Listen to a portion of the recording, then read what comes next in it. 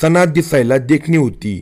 वयाच्या 20शीतच तिचे लग्न तिच्यापेक्षा 10 वर्षांनी मोठ्या असलेल्या 30शीतील अजीज सलीम शेख या तरुणासोबत झाले होते. सना आणि अजीज दोघेही शिकलेले नव्हते, त्यामुळे दोघे मोलमजुरी करून आपला संसार चालवत होते. जिकडे काम मिळेल तिकडे दोघे नवरा बायको मजुरीने कामाला जात होते. अजीज हा मूळचा पुणे जिल्ह्याच्या मोशी येथील रहिवासी होता.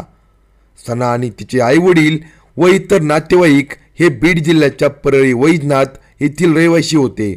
पुणे जिल्ह्यातील अजीजचा बीड जिल्ह्यातील सणासोबत समाजाच्या रीतिरिवाजाप्रमाणे विवाह झाला होता. सना आणि तिचे आईवडील भाऊ वहिनी यांच्यासह अजीज हा जिकडे काम मिळेल तिकडे मजुरीने जात होता. कामाच्या ठिकाणी वस्तीवरच दोघे राहत होते. गेल्या काही वर्षापासून हे सर्वजण जळगाव जिल्ह्याच्या भुसावळ तालुक्यातील वरंगाव या गावी वीटभट्टीवर कामाला आले होते. भुसावळ शहरापासून जवळच असलेल्या वरंगाव या गावी शेकडो वीटभट्ट्या असून त्यावर अनेक चालक आणि मजुरांचा चरितार्थ चालतो. वरंगाव येथे शेकडो वीटभट्ट्या असण्याचे कारण म्हणजे भट्टीसाठी लागणारे राख आणि कोळसा या ठिकाणी सहज उपलब्ध होतो. भुसावळ आणि वरंगाव दरम्यान दीपनगर हे थर्मल पॉवर स्टेशन आहे. या ठिकाणी विजेची निर्मिती होते. या थर्मल पॉवर स्टेशनला वीज निर्मिती करण्यासाठी कोळशाची गरज लागते, त्यामुळे या ठिकाणी रेल्वेने कोळसा येतो. रेल्वेने येणाऱ्या कोळशाची या परिसरात चोरी होत असल्याचे चित्र कित्येकदा दिसून येते.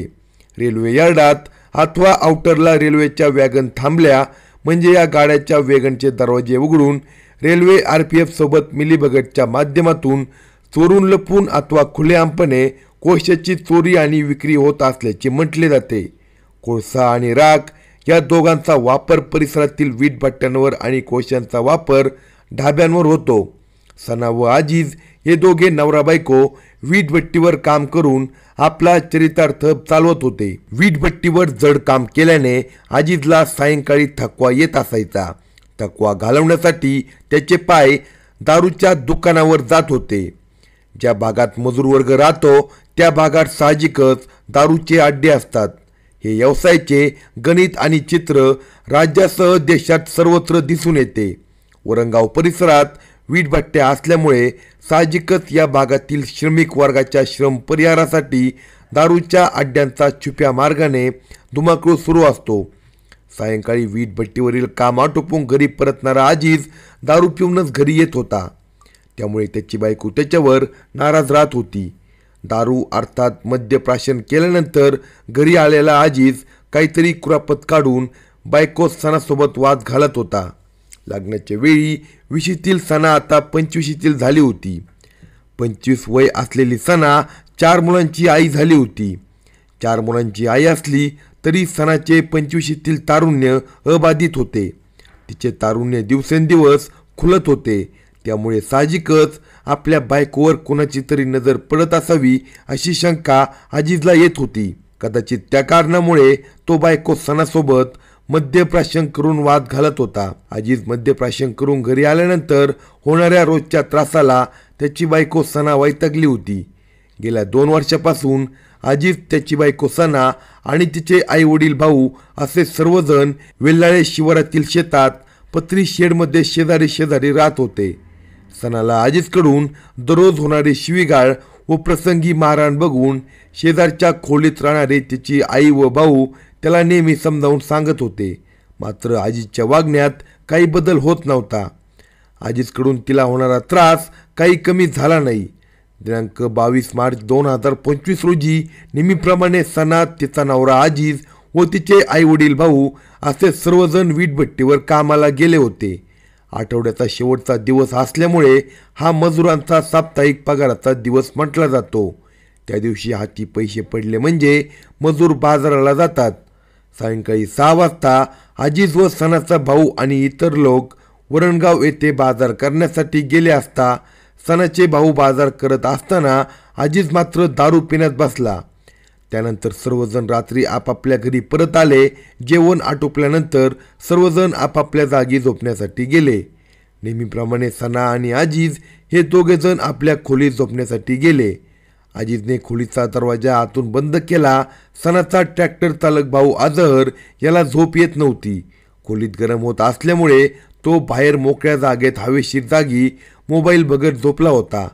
रात्री 12:30 वाजण्याच्या सुमारास अजिज त्याच्या खोलीतून त्याच्या लहान मुलीला घेऊन बाहेर आला. अजहर जागा असल्याचे बघून अजिजने त्याला "तू अजून झोपला नाही का?" अशी विचारणा केली. त्यानंतर अजिज पुन्हा त्याच्या खोलीतून निघून गेला. त्यानंतर अजहर हा पाणी पिल्यानंतर झोपी गेला. दुसऱ्या दिवशी 23 मार्चच्या सकाळी 7 वाजण्याच्या सुमारास मात्र अजहरला विदारक चित्र बघायला मिळाले. सकाळी त्याला त्याची आई खाशाबी म्हणाली की सनाच्या खोलीचा दरवाजा बाहेरून बंद असून रात्री तिच्या खोलीतून भांडणाचा मोठा आवाज येत होता. काहीतरी अघटित झाले असावे असा खाजाबीला संशय आला होता. अजहर आणि त्याची आई खाजाबी अशा दोघांनी मिळून सनाच्या खोलीचा दरवाजा बाहेरून बंद असलेला उघडला आणि आतमध्ये प्रवेश केला. खोलीत प्रवेश केल्यानंतर दोघांना हृदयद्रावक चित्र बघण्यास मिळाले. सकाळी लवकर उठणारी अजहरची बहीण सना अंथरुणात सतरंजी पांघरलेल्या अवस्थेत पडली होती. आवाज देऊन देखील ती उठली नाही. तिने कोणताही प्रतिसाद अजहर अथवा तिची आई खाजाबी अशा दोघांना दिला नाही. दोघांनी तिला हलवून उठण्याचा प्रयत्न केला, मात्र ती कोणताही प्रतिसाद देत नव्हती. अखेर दोघांनी तिच्या अंगावरील सतरंजी ओढली असता तिच्या नाकाच्या दोन्ही नाकपुड्यात चुन्याच्या पुड्या कोंबलेल्या दिसून आल्या. तिच्या दोन्ही नाकपुड्यात रक्त येत असल्याने दोघांना दिसून आले. तिचे डोळे बंद अवस्थेत आणि गळ्यावर वळ उमटलेले दिसत होते. सना मयत अवस्थेत दिसून येताच तिची आई खाजाबी जोरजोरात रडू लागली. सकाळीच खाजाबीचे जोरजोरात रडणे ऐकून आजूबाजूचे लोक त्या ठिकाणी जमा झाले. सनाचा नवरा अजिज याचा सर्वांनी शोध घेतला असता तो फरार झाला असल्याचे सर्वांच्या लक्षात आले. त्याचा मोबाईल स्विच ऑफ येत होता. या घटनेची माहिती सर्वजण राहत असलेल्या शेताचे मालक किशोर पाटील यांनी घेऊन त्यांनी त्या घटनेची माहिती वरंगाव पोलीस स्टेशनला दिली. माहिती मिळताच वरंगाव पोलीस स्टेशनचे पोलीस अधिकारी यांनी घटनास्थळी धाव घेत पुढील कारवाई आणि तपासाला सुरुवात केली. काही वेळाने भुसावर विभागाचे पोलीस अधीक्षक कृष्णाल पिंगळे यांनी घटनास्थळी भेट देऊन पुढील तपासकामी अधिकारी व कर्मचारी वर्गाला सूचना दिल्या.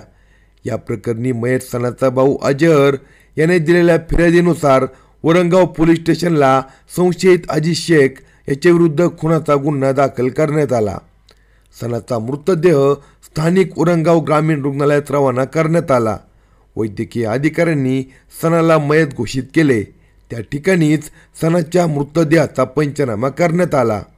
सनाचा मृतदेह पोस्टमॉर्टमसाठी जळगाव येथील शासकीय रुग्णालयात रवाना करण्यात आला. गळा आवळल्याने तिचा मृत्यू झाल्याचा अहवाल वैद्यकीय अधिकाऱ्यांकडून पोलिसांना मिळाला. या सर्व घडामोडी दरम्यान फरार संशयित अजिज शेख याच्या शोधार्थ पोलीस पथक रवाना झाले.